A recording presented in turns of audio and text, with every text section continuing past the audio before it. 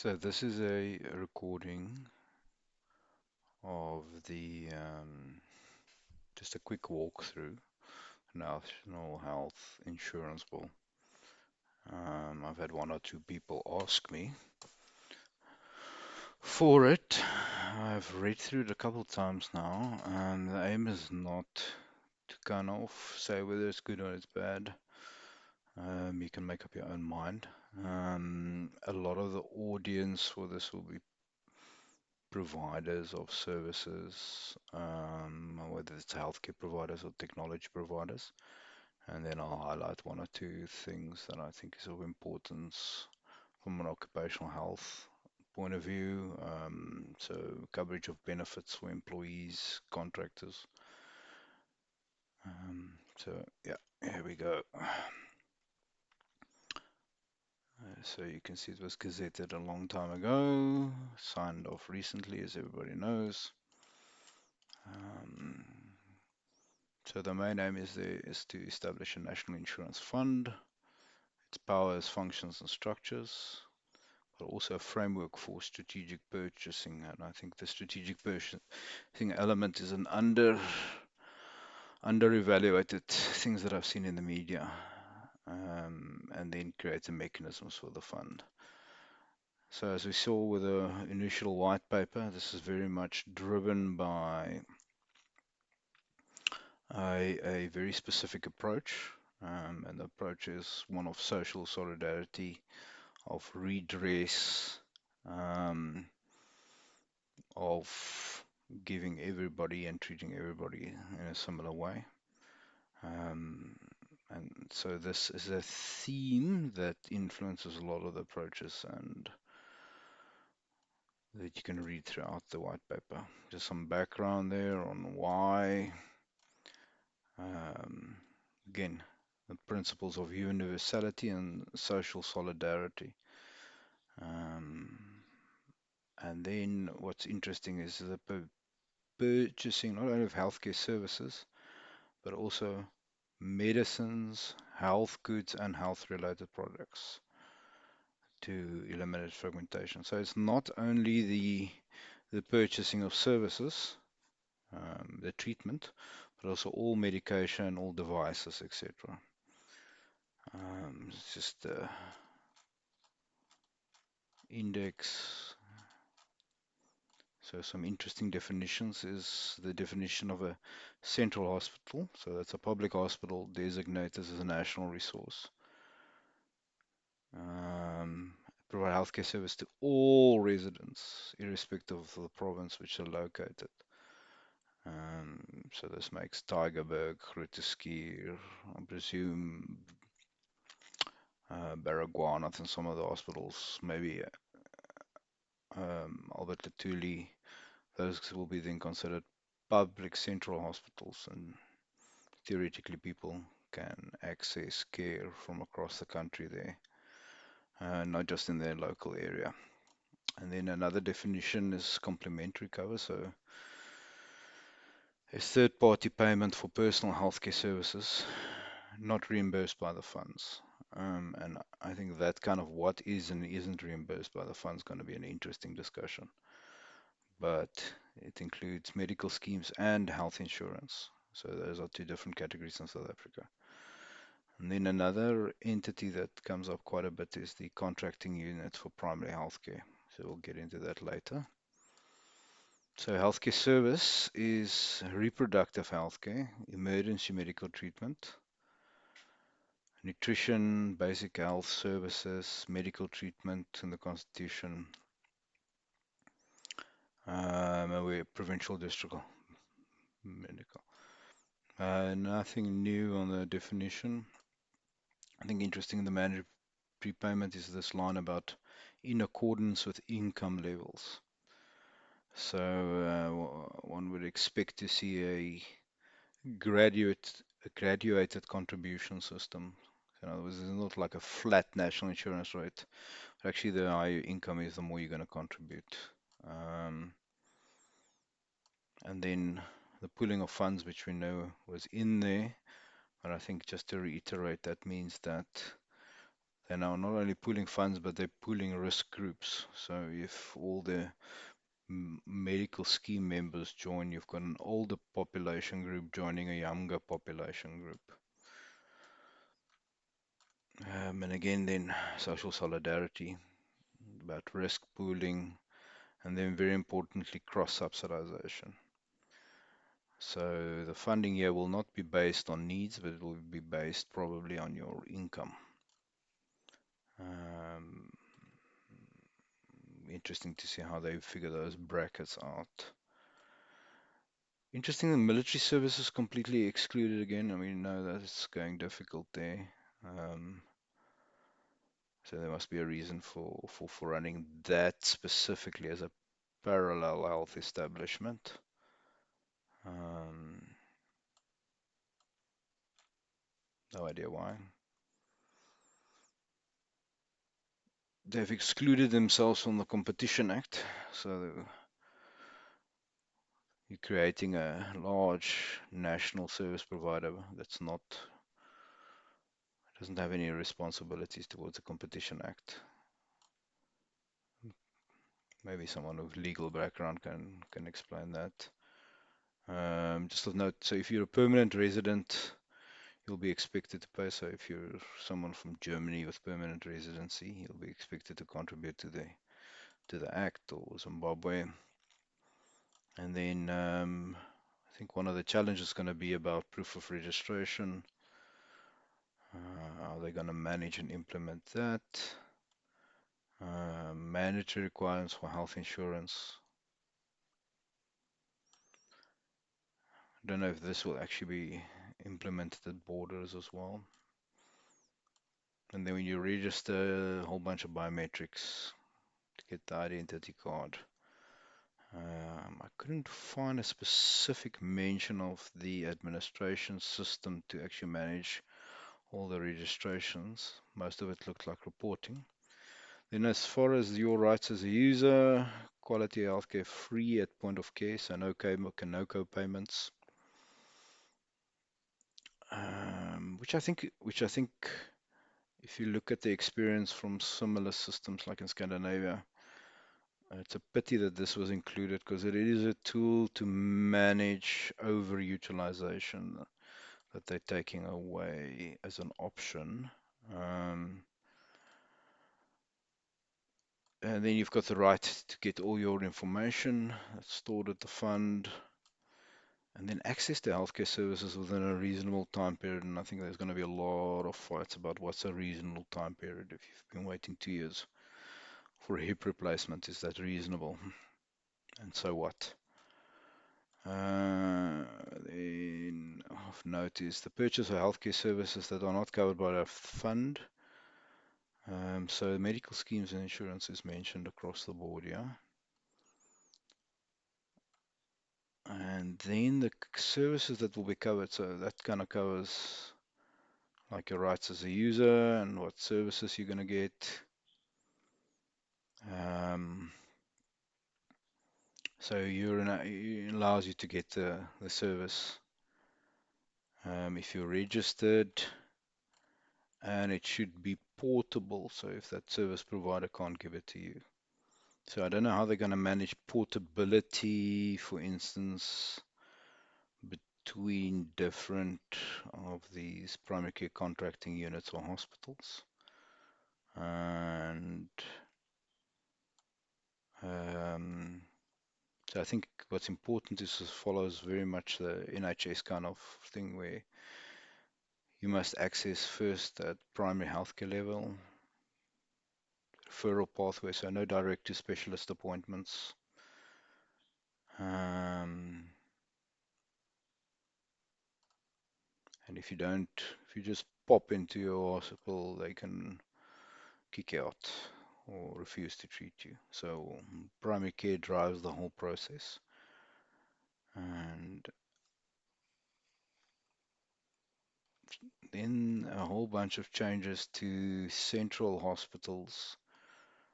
And I'm not 100% certain if this has yet been done, but it affects the budgeting from national. So, for instance, Tygerberg or Groote Schuur. This budget will come from national.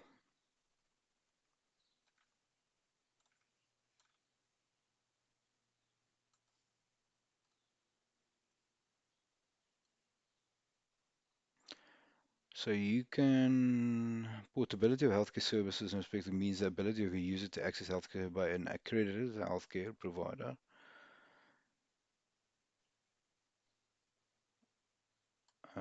other than where they're registered.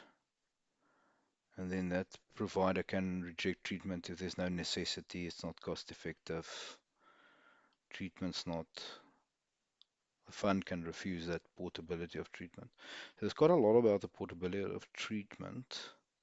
And I suppose this is really to allow structured referral to different contracting units and hospitals.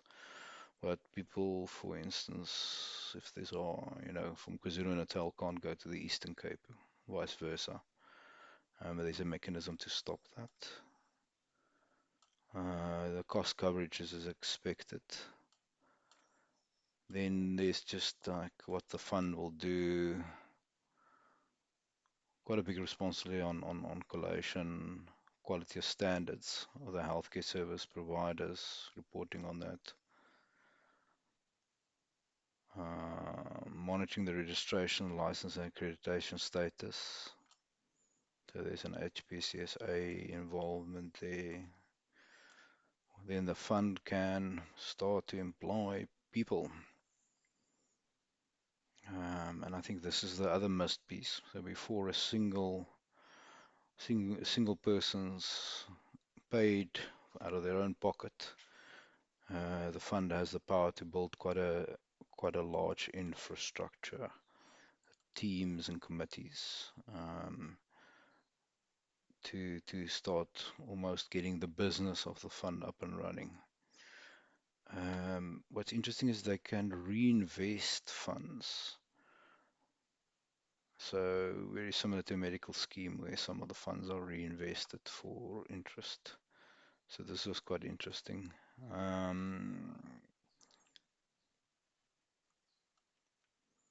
And then also the fund will have a responsibility to design the healthcare service benefits.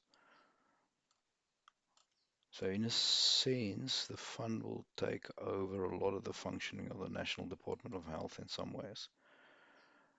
Now again, the fund may enter into contract for procurement and supply of specific healthcare services, medicines, health goods, and health-related products. So it's also going to be the central buyer. It's not only going to be the fund, but it's also going to be the central buyer of all medicines and healthcare goods in the country. So this is quite a significant change, especially for the pharmaceutical companies.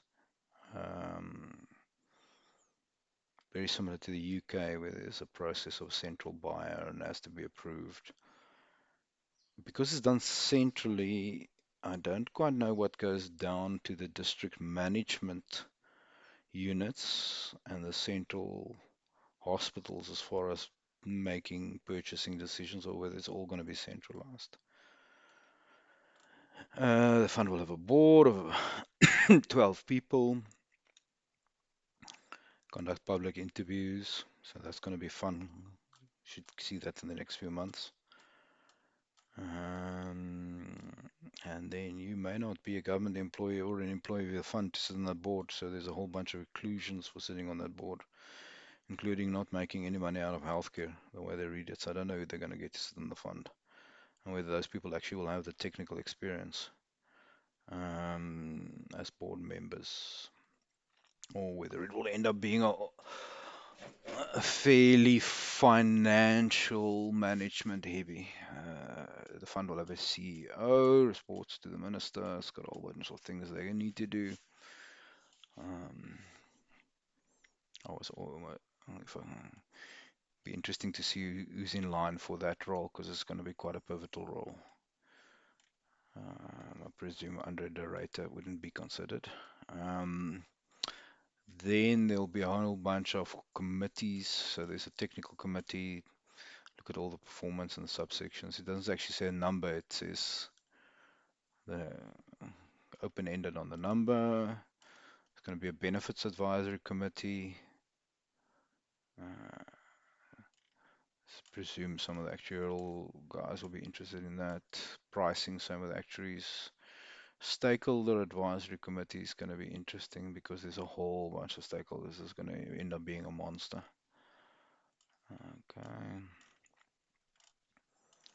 And it just defines the rules of the things. Then the Department of Health, and there's a clause here about, I think there's going to be a lot of transitional arrangements between functions of the Department of Health and the functions of the fund. And I think this is going to impact many people currently employed by the Department of Health. Um, Hopefully there's some leaning going on here where there's a loss, some duplication is reduced, but I presume not. I think it'll be just an extra layer. Role of medical schemes has been discussed extensively, but it basically says anything not reimbursable by the fund. I think that not reimbursable is an interesting amendment to a clause later on pregnancy that I don't quite understand. Has to function with the National Health Information System. Then when services gets purchased, so hospital treatment will get done on DRGs. So that means that it's not paying for each provider individually, but it's based on the kind of treatment you get. Um, and everybody gets funded out of that. And then primary healthcare, the funds are going to contracting units. So these contracting units are in a health district, there will be a whole bunch of contracting units consisting of all the providers, private and clinics in that. And presume you as a user will need to register with one of these primary healthcare contracting units. So if you're sitting in, I don't know, Sea Point, then there'll be a Seaboard contracting unit for primary healthcare that you have to register with. So you can't actually register with your GP, you'll have to register with that contracting unit. Emergency medical service providers is going to be a capped fee basis. Uh, so if we're using a private ambulance as a capped fee, public ambulances through the normal mechanisms. Then it creates these district health management officers. So the way that I see it is kind of the fund, also committees, and then it kind of gets delegated down to district health management officers, and then those go into primary care contracting units. So I cannot see anything about the role here of provinces, which is interesting. And you can see the contracting unit, district hospitals, so not the big ones, the district hospital clinics, community health centers. So everything falls under that. So you kind of register that, and you've got to use the services within that. And they've got a whole bunch of responsibilities. And then they're going to create an Office of Health Products Procurement. So this lovely funnel of expenditure is going to be run by this group. I think they're going to be very important, pricing and supply chain as well. Okay, just can read some more details about there. And then these, if you're a service provider, inside that you must buy in the formulary and from the suppliers in the formulary. So if you're a hospital contracted in, you have to buy all your products via this, or a clinic. The question is, if you're a general practitioner, you will need to buy all your products via this mechanism. You can't, the days of dispensing doctors, I think, is over. Um, Again, it depends on whether you're allowed as a primary care provider to do the services outside of it. Then some details about our service providers will be contracted. He's got to behave and follow all the rules. So this contracting piece is something that they've been struggling with all along. So I don't quite know how they're going to do this. Um, I couldn't find anything about reimbursement rates. So there's going to be a national pricing regimen for services. It doesn't quite say who's going to be setting those regimens. Maybe I missed it somewhere in the reading. But there'll be kind of three contracting. So there'll be the primary healthcare through these contracting units, emergency, and then the hospital services will be contracted differently. I think this is quite similar to how the NHS functions, except emergency services is run as a cost center. Then the fund must renew the accreditation, so every 5 years.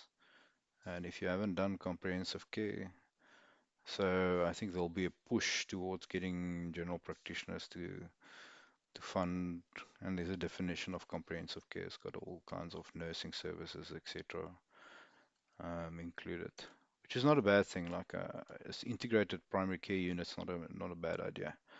Otherwise, you get the solo practitioner, not looking across the board. It'd be interesting to see how something like I don't know, Medicross or Intercare that's got already some of those under their roof will slot into those contracting units. And these they can list them. So if they can list them, they can also do performance rating. Then they need to create an information platform that does everything: procurement, risk management, registration, service provider. This is the thing that I am most concerned about because this is an absolute monster of an IT system. I mean, just look at managing just the registration part, never mind the payments part. Yeah, this is going to be a monster of a system. This is probably the biggest weakness in this model. If you are centralizing the fund, you're also centralizing information technology. So I'm quite nervous about the ability to execute on that. There hasn't been many global successes in that because, if you were just doing one function, I don't know, patient registration and service provider, that's enough. But now you're doing all the other procurement risk management, and that's going to be a monster. It's going to be a real monster because remember, this is for everybody in the country. It's 40 million people. So there's different payment mechanisms. No mention of switches or other payment, but I'm sure they'll figure something out. Because distributing all those to different multiple layers of service providers. There's a review of the compliance process. Um, then the sources of income, so tax revenue shift. Then it says relocation of funding for medical scheme tax credits paid to various schemes.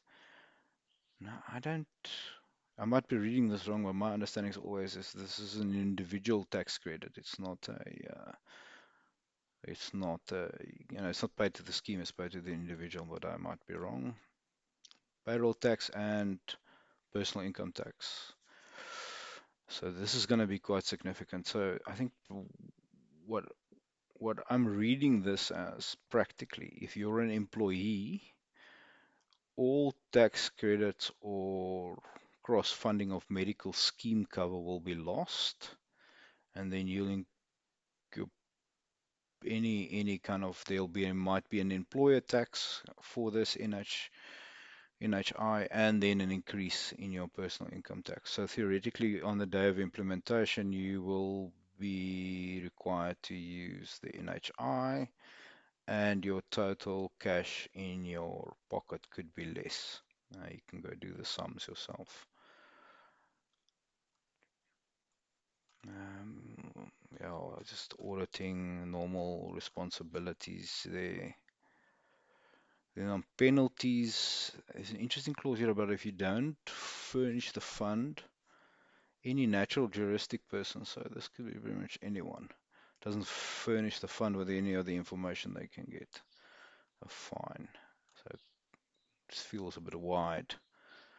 Um, some more details around the transitional. So yeah, you might have heard about the first two phases, 2017 to 2022. Whole bunch of things that were supposed to be done. I'm not 100% sure if phase one was even successfully completed. And then phase two is from 2022 to 26. Yeah, and there's some stuff that needs to be done there. Basically, the phase one was supposed to be the setup and phase two. So a whole bunch of committees, benefits advisory committee, migration of hospitals, contracting units had to be set up at a district level. Health patient registration system had to be set up. So I'm not sure if any of these are in place. So I think they're already late on the timelines, but maybe someone has a better idea of that. And then a whole bunch of, in phase one was to amend a whole bunch of related legislation. And then phase two is we go. So we were supposed to go live now. Um, but obviously that's not the case. So they're already behind the timeline. So I don't quite understand how putting a essentially a project plan in a bill, if you don't deliver on that, does it make the bill null and void? Anyway, our legal experts will look at that. The medicines related control. So very much amending that. Then what's interesting, the occupational diseases in mines. They made amendment to really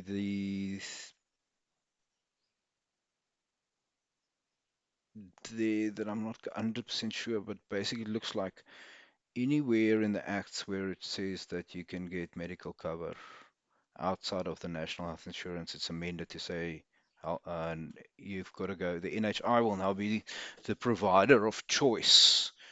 So that's for if you've developed any occupational disease, and I don't understand how this will affect, for instance, uh, where the coverage is otherwise, and some of the COIDA implications, because there's no reference to COIDA, yeah?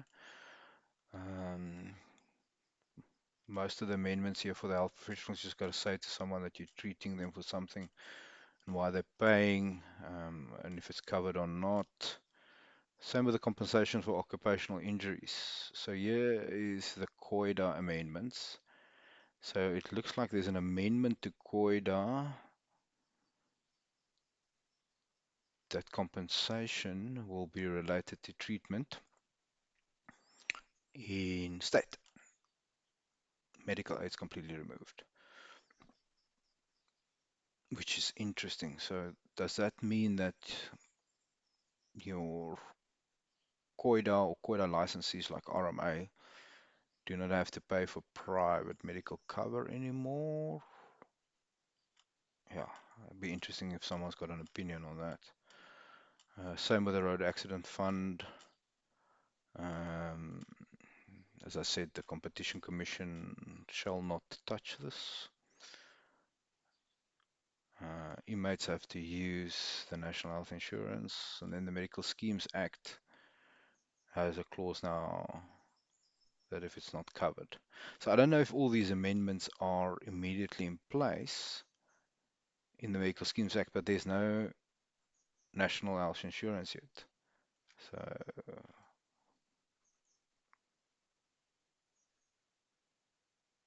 they've amended the Act to include if it's not covered, but there is no National Health Insurance funding body yet. Um, so does that kind of mean from day one the medical scheme cannot do any primary care as of the signature of that bill? Yeah, again, I'm not the sharpest, so a little bit confusing.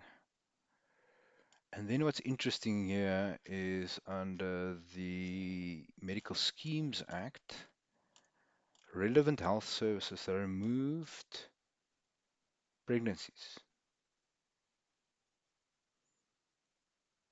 and they did it twice. So does this mean that you cannot mm,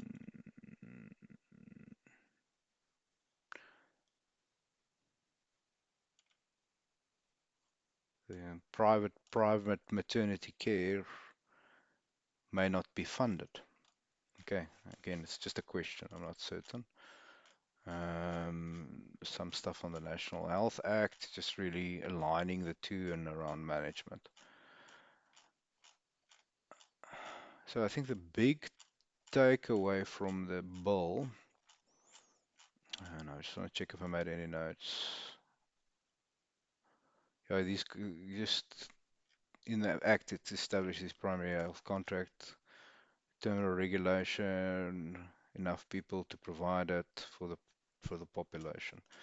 So I think my big takeaway from the bill is one, the timelines have already passed. Two, there's legislation that affects other legislation, which implies that this is already up and running. So I don't know how they're going to handle conflicts there. Three, there's a principle of all treatment pretty much moving into the NHI from other acts, COIDA, RAF, those. Four, there's going to have to be a whole raft of these contracting units to actually have a functional system. Five, it's the going to be the biggest purchaser of medicine and equipment in the country by a mile, for anything NHI related, and whether if you're a service provider into that, you're allowed to use your own stuff is questionable. So no margins on those things or alternative equipment if the stuff that is available is substandard. Okay, so there's your NHI bill. Definitely looks like a whole bunch of fun.